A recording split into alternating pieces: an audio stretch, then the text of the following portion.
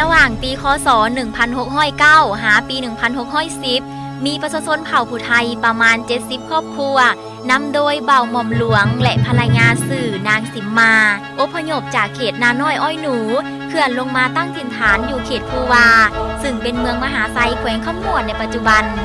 จากนั้นพวกเขาได้ย้ายมาตั้งถิ่นฐานอยู่ที่บ้านหลวงพ้นสิมแล้วก็ได้นำพาสถาปนาบ้านดังกล่าวขึ้นเป็นเมืองโดยใส่ชื่อว่าเมืองหลวงพ้นสิมในปีคศ1610แล้วพวกเขาก็ได้พากันสร้างบ้านแปลงเมืองและอยู่กันอย่างสงบสุขมานับห้อยปีจนถึงสมัยหลาเมืองขึ้นฝรั่งเขามายึดครองลาวในปีคศ1893พวกเขาได้ตกลงเอาบ้านทาแห่ซึ่งเป็นบ้านหนึ่งที่ขึ้นกับเมืองหลวงพ้นสิมโดยมีจุดพิเศษตั้งอยู่แค่แม่น้ำของการคมนาคมและแลกเปลี่ยนซื้อขายสะดวกกว่าฝรั่งจึงได้ย้ายสำนักงานปกครองจากสองพรมาที่บ้านทาแห่เป็นสำนักงานกองบัญชาการเขตย่อยฝรั่งได้เชิญเจ้าเมืองหลวงพ้นสิมและเฒ่าแก่มาปรึกษาหารือกันเพื่อใส่สื่อเมืองและได้เอกภาพกันตั้งสื่อเมืองใหม่แห่งนี้ว่าเมืองสวรรณเขตซึ่งเป็นจุดกำเนิดสื่อเอิ้นของแขวงสวรรณเขตในปัจจุบัน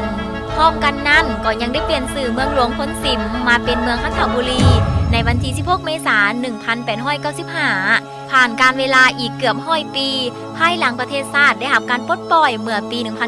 1975โดยปฏิบัติตามดำรัสของท่านนายกรัฐมนตรีแห่งสาธารณรัฐประชาธิปไตยประชาชนลาวฉบับเลขที่386/นย.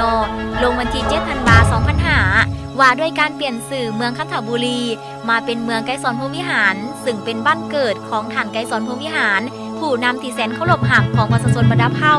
และก็ได้ประกาศอย่างเป็นทางการในวันที่13ธันวาคม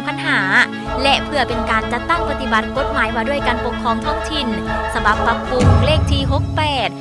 สพสลงวันที่14ธันวาคม2015ว่าด้วยการสั่งตั้งนครหลังจากผ่านการค้นคว้าและอิงใส่เงื่อนไขด้านต่างๆที่เห็นว่ามีความเหมาะสมแล้วในวันที่25พฤษภาคม2018เมืองไกรสอนพรหมวิหารจึงได้ประกาศเป็นนครไกรสอนพรหมวิหารอย่างเป็นทางการ